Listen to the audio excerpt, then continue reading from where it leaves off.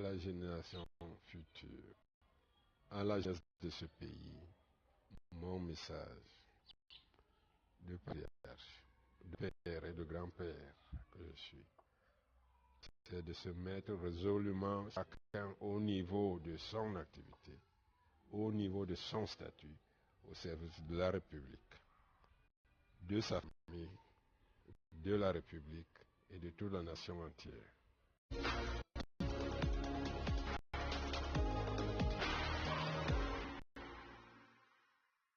À la génération future, à la jeunesse de ce pays, mon message de patriarche, de père et de grand-père que je suis, c'est de se mettre résolument chacun au niveau de son activité, au niveau de son statut, au service de la République, de sa famille, de la République et de toute la nation entière.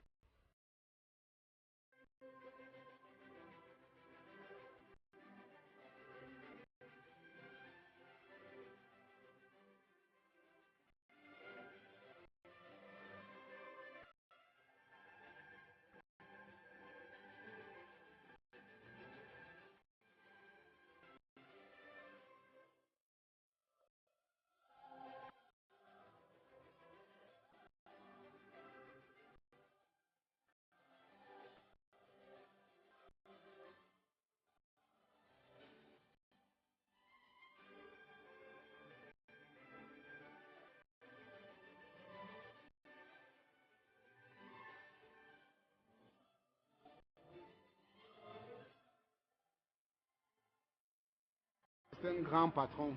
C'est un monsieur, à mon avis, que la jeunesse devrait imiter, de par sa simplicité, de par son courage, de par sa manière de servir. Le commis de l'État a fait dans son credo l'exemplarité dans le service public et la loyauté vis-à-vis des institutions de la République. Il y voit, produit des formations et mutations qui ont jalonné son itinéraire, depuis l'enfance dans des institutions confessionnelles jusqu'aux hautes sphères de l'administration publique. Un parcours d'excellence riche en rebondissements. Je suis né dans le département de Niankele, dans l'arrondissement de Messondo, et plus précisément dans le village de Sodbanga, dans les années 1934. Mon village sur le rail est le village limitrophe avec la Sanaga Marim et le premier village de la province du centre, puisque sur le rail, c'est le premier village en province de Douai. Mes parents, père leur âme, ils sont aujourd'hui disparus.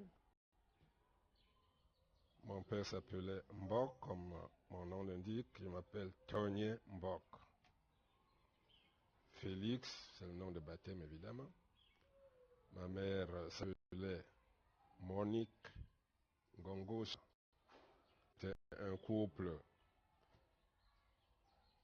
de son temps,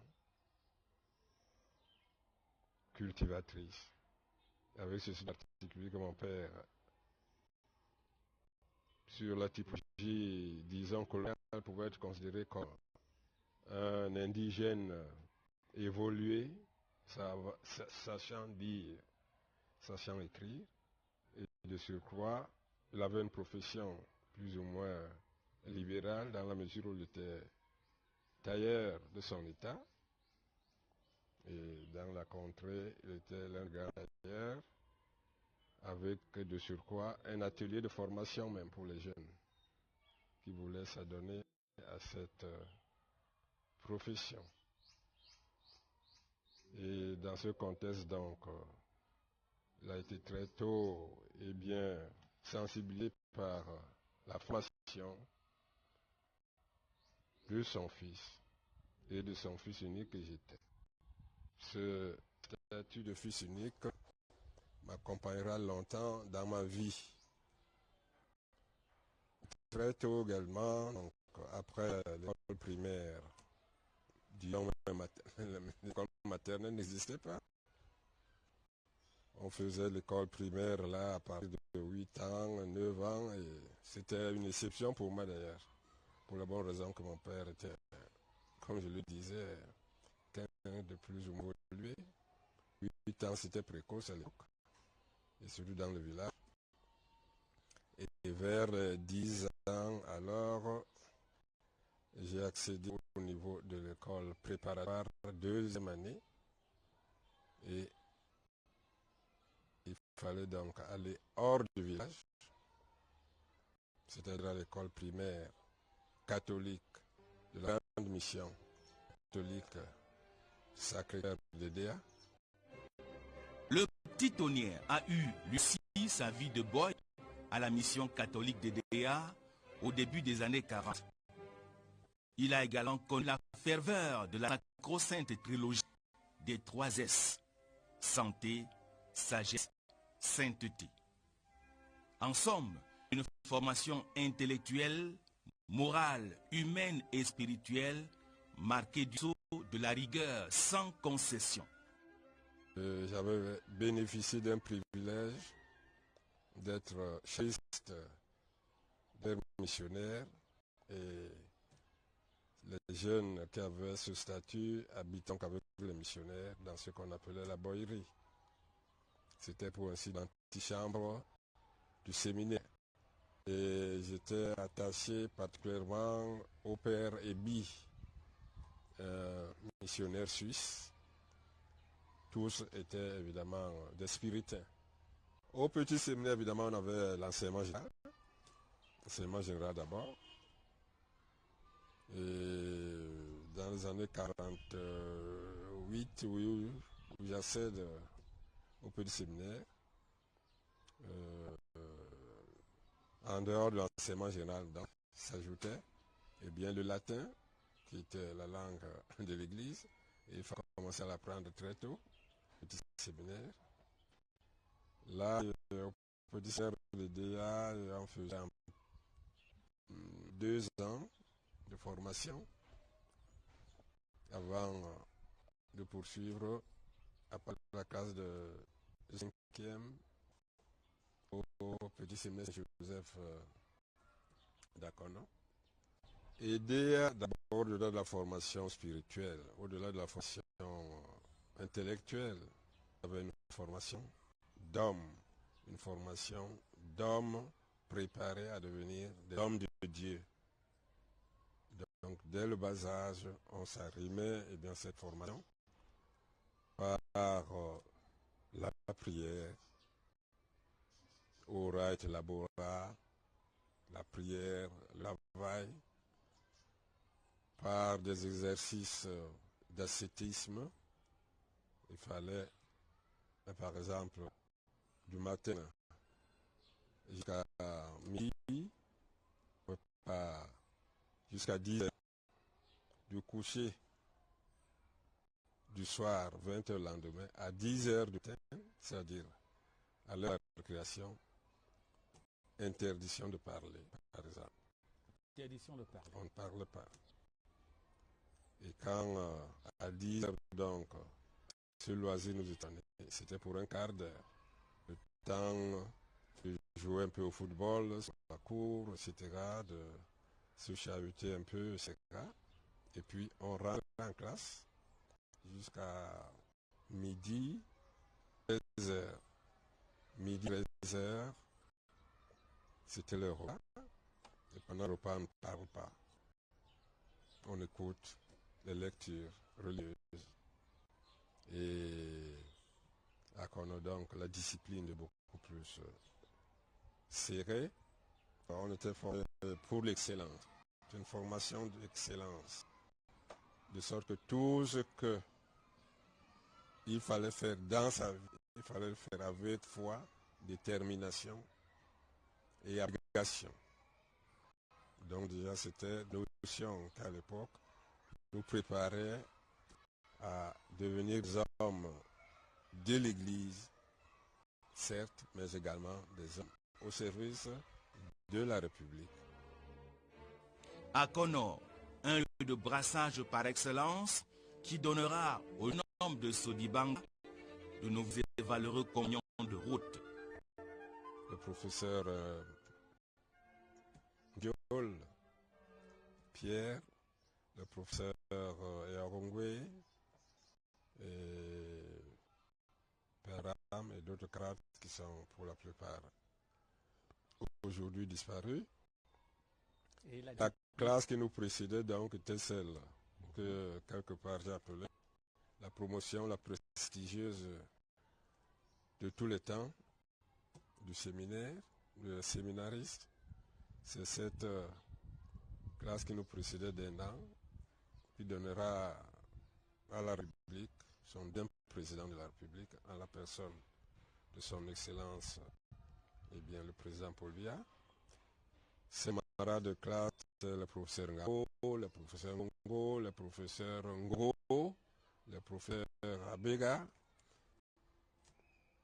Ils se retrouvent tous au séminaire d'Akono.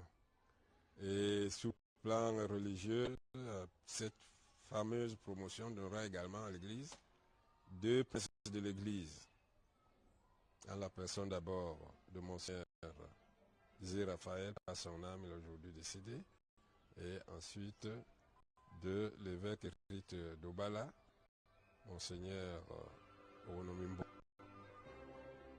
La première partie du baccalauréat série A classique en poche, Félix Tonienborg est rattrapé par son statut de fils unique. Il était de renoncer au sacerdoce afin d'assurer la dépendance pour que la famille ne s'éteigne pas. Familial. C'est la famille qui m'a dit au séminaire. Et moi-même, je voulais y aller. Et le jour où je sortais du séminaire, je crois que c'était un peu la morosité du côté de mes pères spirituels qui voyaient en moi quelqu'un qui remplissait tous les critères pour devenir prêtre. Mais j'ai dit des pesanteurs familiales axées sur la progéniture. Et vous vous lancez donc dans la recherche d'emploi dès 1958, à votre sortie, parce que vous n'avez pas de bourse pour aller à l'étranger. Vous commencez votre aventure à l'ENI de Nkonsamba, puis au poste agricole de Sanchou, de Tchang, de Fumban. Vous nous parlez brièvement de cette séquence-là? Je ferai le premier bac au séminaire, mais le second bac au lycée Géos, bac philo, avec option humaine gréco-latine. En 1958. En 1958. En 1958, compte tenu de la conjoncture politique de l'époque, il n'avait pas bourse qu'il voulait et qu'il pouvait.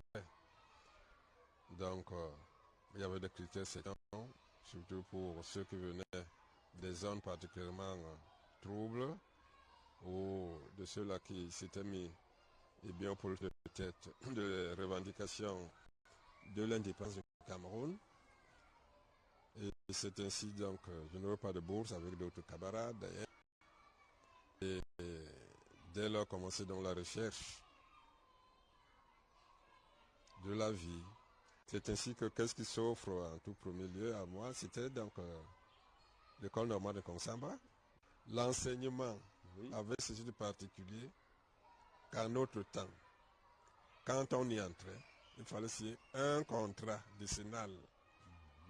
Engagement décennal. Un engagement décennal d'y rester pendant 10 ans après votre formation. Et il était même difficile, au-delà de 10 ans, d'enseignant d'aller chercher ailleurs. Un mois avant l'examen de sortie, mon ami Mahi Martial et moi-même, nous décidons que si on s'engage dans cette voie, c'est sans issue. Nous quittons donc dans la nuit. À l'époque, il y avait des trains couchettes, Nkonsamba, Douala, nous prenons des trains couchettes, puis arrivé donc à Yaoundé, sans aucun objectif particulier. C'est là que nous arrivons à Yaoundé. On trouve que, à l'école supérieure renommée de Colbusson, on recrutait des jeunes bacheliers pour une formation rapide de 4 à 6 mois. pour en faire des chefs de poste agricoles, appelés à assurer la relève des agronomes français du secteur de l'Ouest dans les organisations qu'on appelle les SEMCA, les secteurs de modernisation des cultures d'altitude. Et nous nous y engageons. Et au bout de votre formation, vous voilà à Sancho. Je me voici donc à Sancho à la sortie d'un Colbusan. Et on m'affecte d'abord à Tchang même. Je passe quelques mois à Tchang, puis l'affectation définitive, ce sera dans Sancho. Il passe 2-3 mois, je crois que c'est au 4e mois, qu'un beau matin, je vois seulement un peloton de gendarmerie qui débarque, conduit par un certain commandant Echo. Il me dit, eh bien, fiston, je suis chargé de te ramener sur Tchang. Je dis comme. J'ai une note d'affectation disant que bon, tous les autres sont fermés, tous les autres postes sauf le mien. Il me dit, ça ne se discute pas. Si tu as quelque chose à ramasser, dans une demi-heure, nous repartons. Je ramasse tout ce que je pouvais ramasser. Et puis, le cortège rebrousse chemin sur... Est-ce que ça se passe la nuit? Ah, la nuit même, la nuit même. C'était dramatique. Le poste agricole a été saccagé de fond en comble. Pas une pierre n'est restée sur une pierre. De sorte que Providence, destin, que sais-je, toujours est-il que c'est quand on y songe aujourd'hui qu'on se rend compte qu'on est venu de loin. On l'a échappé belle, je l'ai échappé belle cette nuit. Vous rendez grâce à Dieu. Je rends grâce à Dieu, comme vous le dites si bien, à la Providence. On me ramène à Tchang. Et à Tchang, donc,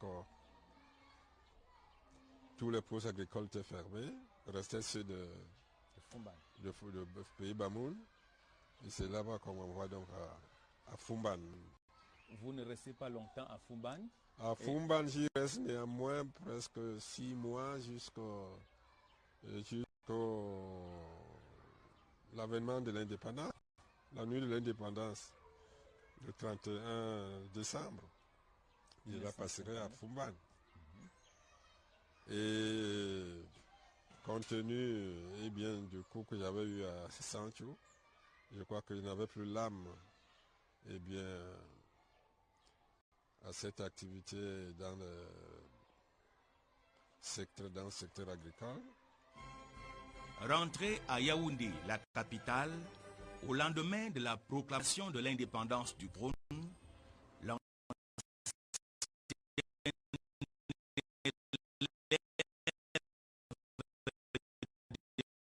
l'école d'instituteur de Gonsamba n'aura d'autre choix que d'accepter le poste d'enseignant contractuel au lycée technique des garçons de Ngouakele. C'est de là que l'enseignant de français, âgé de 27 ans et fraîchement marié à Marthe, sera reçu en 1962 comme major de promotion au très sélectif concours d'entrée à l'école camerounaise d'administration, ECA en abrégé, aujourd'hui ENAM, École nationale d'administration et de magistrature. L'école camerounaise d'administration sera ouverte et parallèlement la faculté de droit et sciences économiques du Cameroun s'ouvrait. J'ai donc cette chance d'entrer à l'ECA et en même temps à la faculté de droit et sciences économiques. Je mène donc les deux un peu de front. Après le baccalauréat, comme je n'avais pas eu de bourse pour aller poursuivre mes études en France, j'avais travaillé à l'enregistrement et ça ne me disait rien de travailler. J'avais décidé de travailler comme contractuel. J'avais décidé de me présenter à des concours administratifs. Et c'est ainsi que je fus candidat au concours des secrétaires d'administration. Et c'est là où je rencontre un certain Félix Togné pour la première fois. Lui aussi, après le baccalauréat, était allé travailler. Il a certainement eu la même vision que moi de retourner à l'école. Nous nous présentâmes donc au concours des secrétaires d'administration et nous fûmes reçus tous les deux. Mais je crois que Félix avait raisonné également comme moi. Au lieu d'aller travailler dans l'administration comme secrétaire d'administration, il préféra se présenter au concours d'entrée à l'ECA, comme moi. Donc, vous voyez, M. Ngounou, nos itinéraires avaient commencé un cheminement presque parallèle. Et nous fûmes donc tous les deux reçus au concours d'entrée à l'ECA. Je termine par d'abord l'ECA. Puis l'ECA, il fallait, après les 2 ans à Yaoundé, faire un stage d'1 an à l'INFOM, à l'École nationale de la France d'Outre-mer, qu'on appelait Institut des hautes études d'Outre-mer de Paris, d'où j'avais séché 1 année. Et c'est de retour en 63 que je termine donc ma licence de droit et sciences économiques à la faculté. Et je sors en même temps. J'étais déjà sorti de l'ECA. Et là également, je suis affecté à la présidence de la République, au secrétariat général. Après 2 années dans le moule du secrétariat général de la présidence de la République, qui est l'une des filières immuables de recrutement du personnel gouvernemental, Félix Togné Mbok est propulsé au poste de chargé de mission avec dans son cahier de charges la gestion des bourses d'études de la Communauté économique européenne. L'encadrement des aînés rencontrés sur place lui aura été d'un apport déterminant.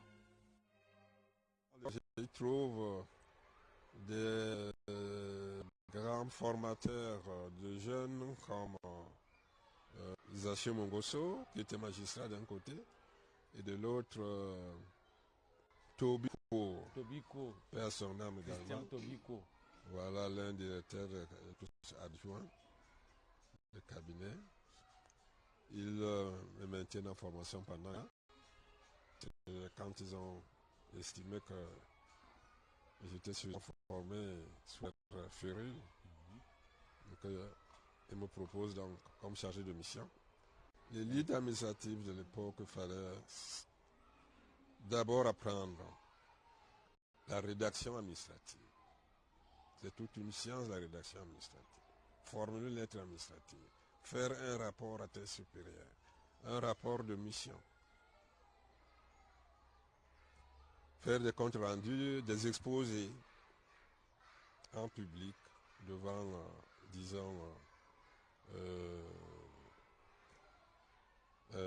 une agora de personnalités, etc. Et on jaugeait le caractère de la personne, sa façon de servir. Et c'est à partir de là que ceux de notre temps qui ont accédé à des hautes responsabilités, on les voyait venir, comme on dit. Et on vous a vu venir puisque quelques temps après, on vous nomme secrétaire général d'un ministère. Voilà. Parlez-nous de cette évolution, monsieur le ministre. Je parle donc de secrétaire général président de la République en 69 pour remplacer un illustre personnage de ce temps-là, Victor Aïssim Wado, qui était secrétaire général du ministère du Travail. Je le remplace à ce poste. Et j'y trouve donc le ministre Zoé Kangaki. Nous travaillons ensemble, c'est la grande période de conventions collectives, de la période pratiquement de l'unification des syndicats, l'UNTC, c'était la période. Nous avons été un peu dans le chantier de construction de cette unité. 3 ans plus tard, le 24 juillet 1972, Félix Tony-Mbok entre au gouvernement comme ministre de la Jeunesse et des Sports après avoir été reçu en consultation par le chef de l'État au palais présidentiel à Yaoundé. À 8 heures, je suis à mon bureau du secrétaire général. Et là, vers les 10 heures, un coup de téléphone, la présidence, bon, monsieur Tonien, le chef d'État vous reçoit. Ce matin à 11 heures. L'information tombe comme un coup près. Et naturellement, vers les 11 heures, je monte là-haut. Et je trouve la salle d'attente pleine de personnalités. Je reconnais des ministres, d'autres hauts fonctionnaires qui entraient dans le bureau du président de la République, en sortaient, et c'est là que je découvre qu'il s'agit d'un remaniement ministériel. Et quand le chef d'État, perd son âme, le président Aïdjo, mon tour arrive, il me dit, monsieur Tolem, j'ai décidé de vous nommer ministre de la Jeunesse et des Sports. Acceptez-vous le temps que je dise que je suis au service de la République, monsieur le Président? Il me tend la main, il me dit, je compte sur vous. Allez me redresser le ministère. Et nous étions au lendemain de la 8e coupe. Et c'est ainsi que j'ai eu cette lourde responsabilité. À l'époque, le ministère de la Jeunesse et des Sports était logé dans ce bâtiment chargé d'histoire, puisqu'il avait abrité en son temps les joutes politiques d'avant-indépendance au sein de l'ALCAM, l'Assemblée législative du Cameroun. Le nouveau ministre choisit ses proches collaborateurs et les met au travail. Nous sommes donc arrivés ici, je suis donc arrivé ici et on a travaillé pendant de 73 à 77 quand je suis allé à l'École nationale d'administration et de magistrature au cycle de l'ENAM et on a très bien travaillé. J'avoue que j'ai beaucoup appris auprès de lui. C'est un monsieur qui nous a mis à l'école de la rigueur. Quand je nous dis nous, je pense à sa secrétaire, Don Awel Marie-Claire, aujourd'hui Madame Issa Ayatou, qui était d'ailleurs ma camarade du lycée. Donc nous étions à l'école de la rigueur. C'est un monsieur qui aime le travail bien fait et qui aime aussi la belle tenue, hein, le bon habillement, l'élégance. Donc il nous a appris à bien nous habiller, à soigner l'habillement, la ponctualité et la régularité au travail. Donc c'est un monsieur qui m'a appris beaucoup de choses, des choses qui m'ont beaucoup aidé quand je me suis retrouvé au commandement territorial, hein, à savoir la ponctualité, le respect de l'autre, la simplicité. Félix Tony-Mbok achève sa mission à la tête du ministère de la Jeunesse et des Sports au bout de 8 ans de bons et loyaux services placés sous le signe de la rénovation sportive. Un record de longévité jamais battu dans l'histoire de ces départements ministériels au Cameroun. Destination suivante, le méga-ministère de l'Agriculture qui englobait à l'époque les forêts, la faune et l'environnement. De 1979 à 1982, le ministre Félix Tony-Mbok prendra son bâton de pèlerin pour visiter diverses plantations et réserves forestières sur l'ensemble du territoire national. Le dernier ministre de l'Agriculture du président Amadou Ahidjo sera l'un des témoins privilégiés de la transition politique historique du 6 novembre 1982, lorsque le Premier ministre Paul Biya accède à la magistrature suprême. Le titulaire du pouvoir quitte le pouvoir et le cède à son successeur concessionnaire dans la paix, dans pratiquement un esprit de construction et d'embellie du pays et pour que le pays aille toujours de l'avant. Il y avait quand même un chiffon rouge que d'aucuns agitaient pour dire que l'après Ahidjo serait la catastrophe ou bien le chaos. Vous, ministre, comment vous viviez ces rumeurs, ces craintes? Chacun les vivait suivant son tempérament, suivant sa vision du Cameroun. En ce qui me concerne, je l'ai dit, je le répète, j'ai eu ce privilège historique que très peu de ceux de ma génération auront eu, d'avoir servi la République, c'est-à-dire le pays, sous les deux premiers présidents de la République. Chacun a servi le pays à sa manière, l'a conduit jusque-là où nous en sommes, et le serviteur de la République que je suis ne peut que rendre hommage aux deux premiers présidents de la République qui ont fait de moi ce que je suis. J'ai donc, à défaut d'avoir servi le peuple camerounais comme ministre de culte, je l'ai servi comme ministre de la République. Et ceci me suffit. Et je m'abstiens de faire tout commentaire sur les deux régimes. Un chef d'État, c'est après Dieu, c'est lui sur terre, pendant la période qu'il est là, qui est chargé d'une nation. Même pas un petit mot Qui est d'appréciation. chargé d'une nation, et chacun d'eux fait de son mieux pour faire son devoir. Et pour les juger, il n'y a là-haut que Dieu seul, qui est le juge. Sur terre, c'est son peuple. Entre le ciel et la terre, c'est l'histoire qui juge ceux-là qui ont eu cette lourde charge de mener et de conduire les pays comme les nôtres. Dans le tout premier gouvernement du renouveau que le président Paul Biya forme le 6 novembre 1982, Félix Tonien-Mbock retrouve le ministère du Travail, cette fois-ci en qualité de ministre. Il y officiera jusqu'au 4 février 1984, quand le chef de l'État lui confie la prestigieuse mais délicate tâche de porte-flambeau de la diplomatie camerounaise. Passé le mauvais vent de la tentative de coup d'État manqué le 6 avril 1984, le ministre des Affaires étrangères sera muté à la tête du département des postes et télécommunications.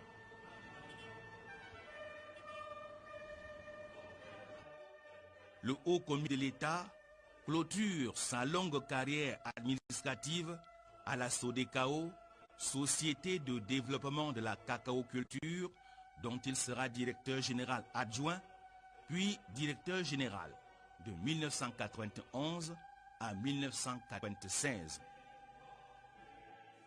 Depuis lors, le patriarche de Sodibanga a pris sa retraite et s'est reconverti à l'agriculture, avec toutefois la ferme conviction d'avoir accompli un parcours exaltant, empreint de dévouement et de loyauté dans ses différentes responsabilités au service de l'État. Mon temps est bien meublé, dans la mesure où je m'occupe davantage de l'agriculture, mon agriculture. Je suis un moyen planteur de la filière palmier. J'ai des champs de cacao et comme l'agriculture est la mère de la culture, je m'adonne également à mes heures libres et bien aux belles lettres à l'écriture. On ne devient que ce qu'on est et on n'est que ce qu'on devient. Ça, c'est le philosophe qui le dit. C'est-à-dire, on reste soi-même, on reste naturel, sans se laisser griser par quoi que ce soit. le temps vous a-t-il donné raison dans ces batailles pour rester vous-même? La preuve est que ma petite longévité me prouve que je suis resté moi-même.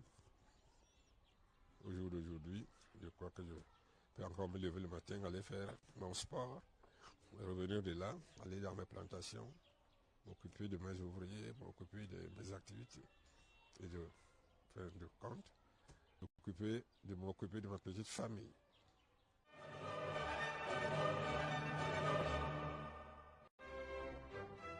Le défi majeur que Félix Tonien-Mbock doit relever à tout prix au ministère de la Jeunesse et des Sports consistera à redorer le blason du football camerounais terni lors de la 8e Coupe d'Afrique des Nations que le pays organisait en 1972. L'appellation Lions Indomptables n'est qu'une partie infime du vaste chantier entrepris par Félix Tonyenbok, le ministre de la Jeunesse et des Sports. Vous vous souvenez certainement qu'au lendemain de la sortie inattendue que d'aucuns ont vite mis sous le charme révolutionnaire de la honte, mais je dirais une sortie précoce de l'équipe nationale de cette Coupe d'Afrique des Nations organisée à la maison, le traumatisme était national. Et je me souviens qu'à la sortie de cette demi-finale ratée, le président de la République avait manqué sa portière arrière. Oui, ça c'est une image qui reste dans ce stade où nous nous trouvons aujourd'hui. Le traumatisme était national. Et il fallait donc un déclic. Il fallait un choc psychologique, Et je crois que dans ce domaine-là, Félix Tonyenbok a réussi énormément. Il fallait donc redonner au mouvement sportif camerounais une âme et la rage de vaincre et de parvenir à l'excellence. L'équipe nationale n'avait pas de nom, n'avait pas d'âme, n'avait pas de statut. Et il fallait donc s'atteler à tout ça. J'arrive au ministère en juillet. Et en octobre, je présente au gouvernement un projet de décret créant les Lions Indomptables. Un peu partout, je crois que c'était un mouvement général. De donner aux équipes nationales de noms prestigieux qui, à leur seule évocation, sont de nature déjà terroriser l'adversaire, etc. Et en ce qui nous concerne au Cameroun, avec mes collaborateurs, les milieux sportifs, surtout les dirigeants sportifs de l'époque, on s'était concertés. Nous étions tous d'accord que le lion représente toutes les parties du pays comme animal prestigieux par sa force, par sa vitalité, par sa fierté. C'est le roi de la forêt, que ce soit au nord, au sud, à l'est, à l'ouest. Tous les Camerounais savent ce que c'est qu'un lion. Si le substantif lion est une œuvre commune, par contre, le qualificatif indomptable était, pour ainsi dire, une sorte d'intuition à la fois prophétique et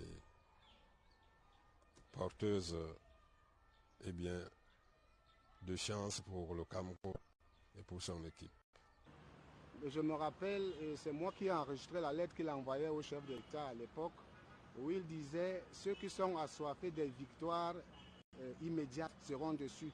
Ce que nous voulons faire, c'est la rénovation. C'est un travail de longue haleine. C'est mon constat personnel.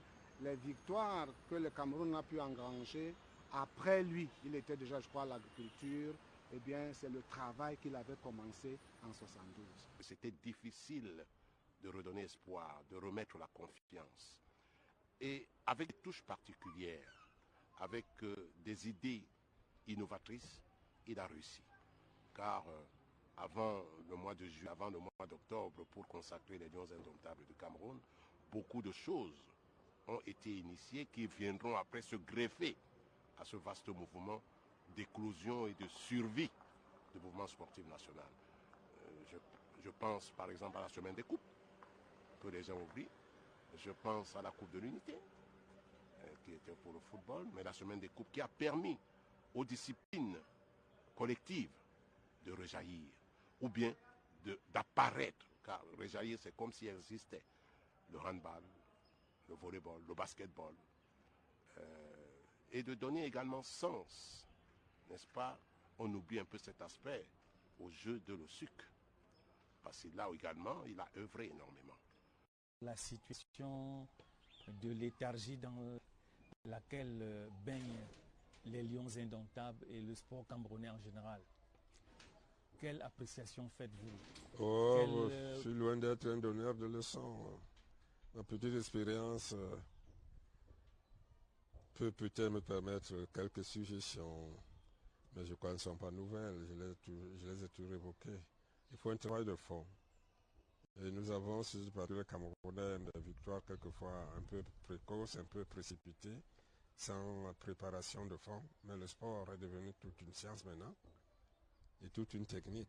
Au stade où le sport en général, le football en particulier ici, le Cameroun sur le firmament des nations et est devenu pratiquement l'un de nos meilleurs ambassadeurs. Je crois qu'au jour d'aujourd'hui, eh bien, le problème du football camerounais est un problème d'État. C'est un problème d'État et c'est l'État seul qui peut trouver une solution à toutes les péripéties qui entourent aujourd'hui notre équipe nationale. Comment organiser et mobiliser les troupes pour les conduire à la victoire? Le ministre Félix Tonien-Mbock opte pour la rénovation totale du mouvement sportif national avec pour arme stratégique la diplomatie dans la fermeté dans un contexte d'austérité budgétaire. C'est l'initiateur de l'Office national des sports, l'ONS, qui, pour permettre à ce que le mouvement sportif puisse harmoniser, rationaliser les ressources du sport national, il fallait un office pour gérer tout cela. Donc, l'office c'était quoi? L'office c'était de ressourcer le mouvement sportif avec des moyens, pas limités, mais des moyens réalistes, des moyens financiers réalistes. Et l'Office national des sports a su gérer cela, à une certaine époque bien sûr, jusqu'à ce qu'on retombe encore dans les affres, n'est-ce pas, du recommencement perpétuel. Il avait pour rôle de reconstruire une équipe. Donc c'était d'abord un pédagogue, c'est-à-dire il nous réunissait souvent pour nous expliquer, pour mettre chacun face à ses responsabilités. Donc c'est ça qui nous a marqué. Ce n'était pas le monsieur intempestif qui venait vous donner des ordres et qui vous disait ce qu'il fallait faire. Il nous réunissait, il nous écoutait parce que ça aussi c'était un atout pour lui. Il savait écouter. Donc à la fin, il nous disait ce qu'il y avait à faire et il mettait chacun devant ses responsabilités. À notre époque, on ne connaissait pas l'argent. Je me rappelle,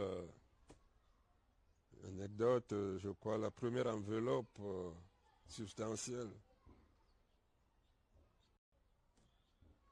que j'ai pu accorder sur instruction du chef de l'État à un sportif camerounais, je crois que c'était paix à son âme, à José Bessala, lors de son grand combat au stade, où pour la première fois, en dehors du football, eh bien, le chef de l'État descendait sur Mfandina pour un autre sport que le football. Et c'était donc quand Bessala a conquis son titre de champion d'Afrique, des poids, je crois, welter. C'était une enveloppe d'1 million. C'est pour dire qu'en notre temps, les joueurs, les athlètes bénéficiaient tout simplement de primes olympiques. J'avoue qu'il n'y avait même pas d'argent à l'époque. Et nous, on n'était pas, comme on n'était pas habitués.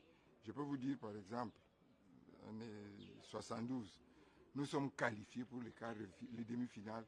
Nous avons une prime de 25 000. Vous comprenez qu'il n'y avait pas d'argent. Et encore moins les simples matchs. Parfois, c'était 10 000 francs, 8 000 francs. Un match amical, ainsi de suite. Donc, ce n'était pas un problème d'argent. Les joueurs ne connaissaient pas l'argent. Même dans les équipes, il n'y avait pas. Je me rappelle, par exemple, une fois, le Tonnerre a gagné. Il était ministre. Il a décidé qu'on donne 1 million au Tonnerre. Pour nous, c'était beaucoup. Ça a même failli faire des histoires entre les joueurs et les membres. 1 million pour une coupe gagnée. Rude bataille pour Félix Tonien-Mbock dans les arcanes de la diplomatie. porter la voix du Cameroun depuis la place de Paris pour éclairer et fixer la communauté internationale sur la situation qui prévaut à Yaoundé lors de la tentative de coup d'État manquée le 6 avril 1984.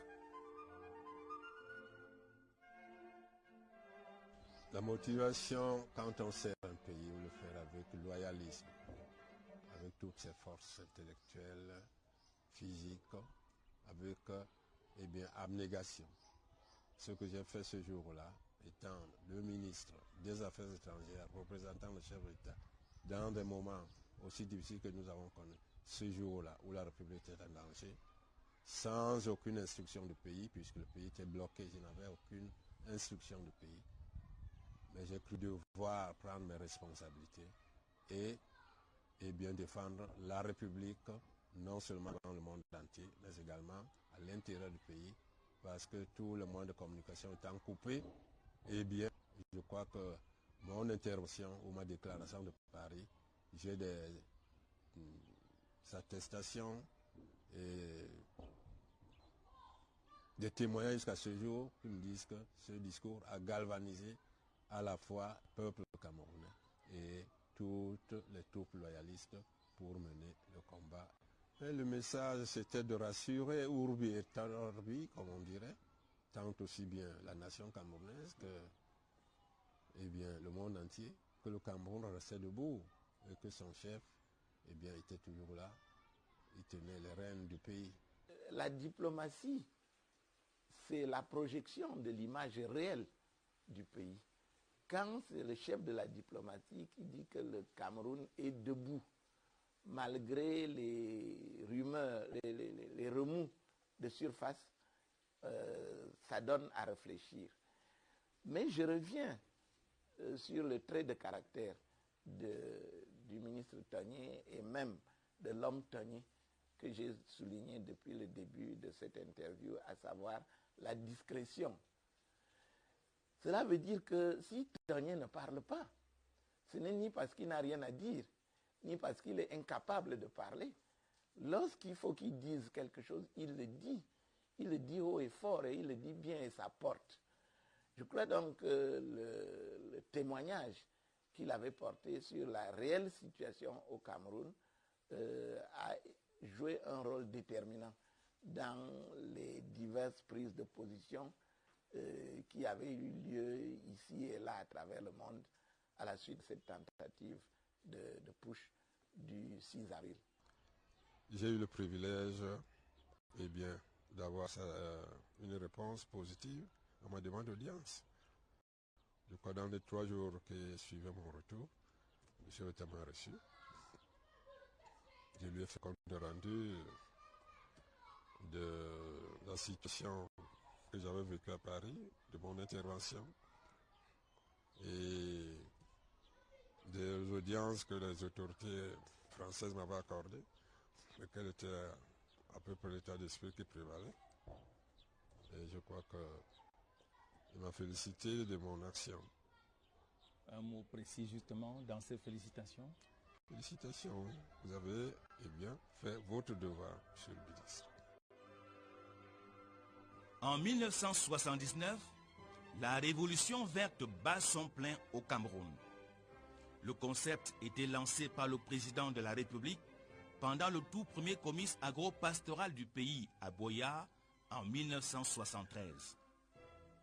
Félix Tonienborg, qui vient de prendre en main le stratégique ministère de l'Agriculture, doit s'atteler à la mise en œuvre des options gouvernementales pour assurer l'autosuffisance alimentaire.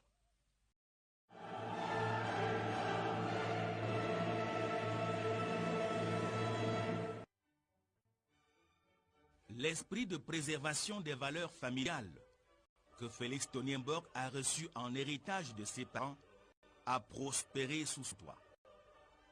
Marthe et Félix, unis depuis septembre 1961, regardent toujours ensemble dans la même direction sur les chemins de la vie, priant le ciel pour que la bonne graine des valeurs humaines et républicaines germe en leurs nombreuses progénitures.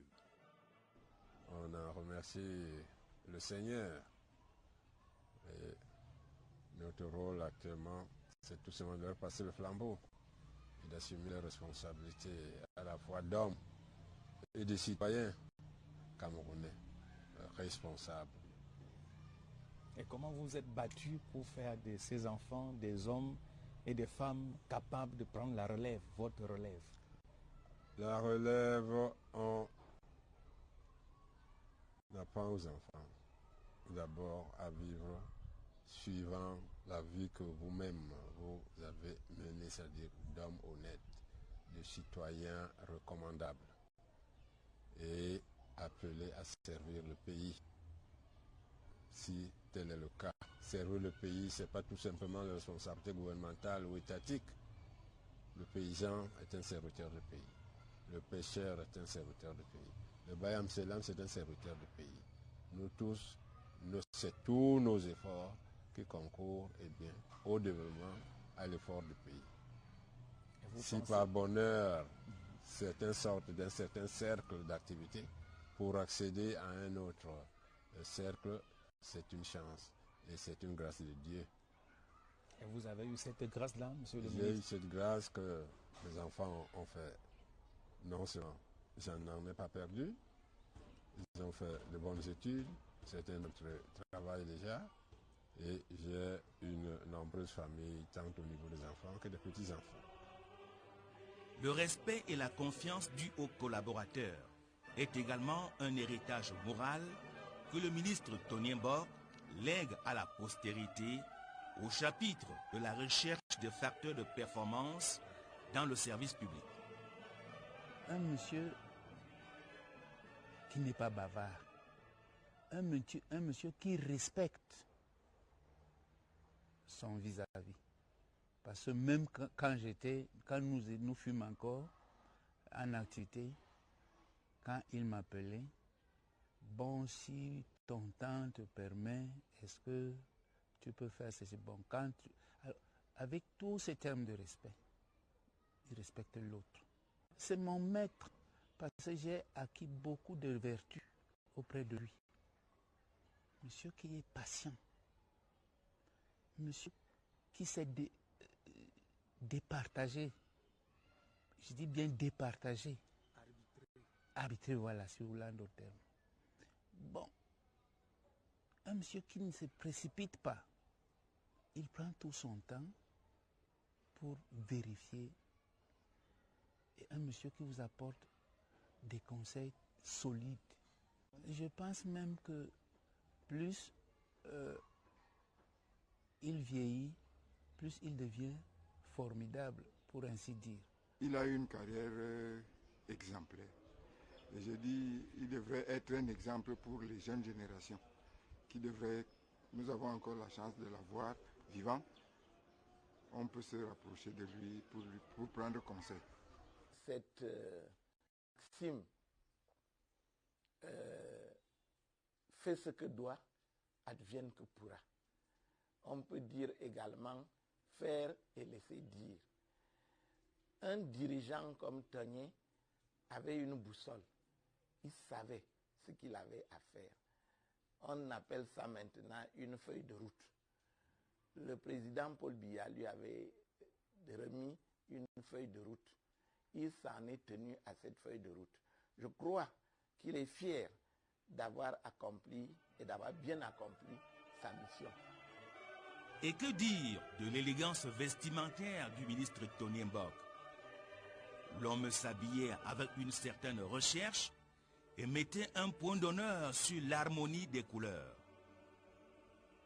La touche finale était sans cesse au rendez-vous annuel de la finale de la Coupe du Cameroun de football. L'élégance du coup d'envoi du ministre était alors couplée à la finesse de la tenue vestimentaire de l'acteur. Ça donnait à son personnage d'avoir le profil de l'emploi. Parlez-nous du coup d'envoi. Comment vous le faites? Comment vous le gérez? Mais comme vous le voyez, comme vous l'avez vu, à l'époque, la télé n'existait pas. Vous l'auriez vu à la télé. Et comment vous vous organisez pour que ce coup d'envoi ait l'effet? Mais moi-même, j'ai fait le football quand même, à mon niveau. Quel jeune Camerounais de son temps n'a pas un peu été footballeur? vous envoyez la balle dans un camp ou bien vous visez la ligne droite? Ça dépendait des circonstances. Tantôt c'était en face de moi avec le pied droit, tantôt à gauche avec le pied gauche, etc. Ça dépendait des circonstances. Je sais qu'il fallait bien s'habiller, je ne m'habillais même pas avec une intention particulière, c'était spontané, c'était mon goût. On était admiratif de voir quelqu'un simple. D'abord, on l'avait surnommé Monsieur Ensemble, parce qu'il aimait les tenues ensemble. Nous tous, nous avons commencé à courir les ensembles à la Toyembo. C'est un monsieur qui s'est fait ce qu'on appelle le mariage de peur. Et je me rappelle quand tu arrivais au bureau le matin, monsieur, vous n'avez pas vu votre cravate là? Et toi-même tu regardes, tu constates que la cravate n'est pas bien ajustée ou bien qu'elle ne marie pas bien avec la chemise. Et bon, et quand il allait en mission, vous gardez une belle cravate, une belle chemise, et bien, et c'est naturel, c'est un monsieur qui aime bien s'habiller, qui aime bien l'élégance, et puis c'est naturel. Le sens du devoir bien accompli, l'intégrité morale, la discrétion et la loyauté envers les institutions de la République.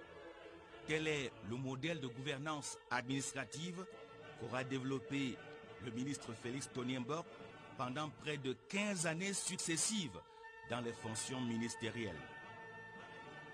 L'actualité dans la lutte contre la gestion scandaleuse de la fortune publique crédite et pérennise la vision du patriarche. Une morale latine, o tempora o mores. Autre temps, autre mœurs. Un point final. Je voudrais que mon ami Félix Tonyenborg rentre dans l'histoire du Cameroun comme un grand diplomate, comme un grand ministre, comme un grand patriote. À la génération future, à la jeunesse de ce pays, mon message de patriarche, de père et de grand-père que je suis, c'est de se mettre résolument chacun au niveau de son activité, au niveau de son statut, au service de la République, de sa famille, de la République et de toute la nation entière, avec dévouement, sans asservir, sans se servir, mais en servant la République, avec honnêteté, patriotisme, et en sachant qu'il faut quitter cette terre en laissant des traces. Quitter cette terre en laissant des traces. Vous voyez déjà la sortie inévitable? On est, on vit et on meurt. Qui peut dire que cette trilogie n'est pas la sienne? C'est une trilogie humaine. Donc il faut songer à s'en aller, à disparaître et surtout à laisser des traces. À ce stade de votre vie, que demandez-vous à Dieu? À Dieu de me conserver tel que je suis. Et que le moment venu, il me prenne en paix. Le mot de la fin, nous souhaitons, pour avoir été quand même au cadre de ce pays et d'avoir servi la République, qu'à cette année de grâce du 40e anniversaire et bien de l'unité nationale, de l'unification du pays, que le Camerounais demeure un, que le Cameroun demeure indivisible, quelles que soient nos petites querelles de quartier ou de clocher. D'abord le Cameroun, ensuite nous-mêmes.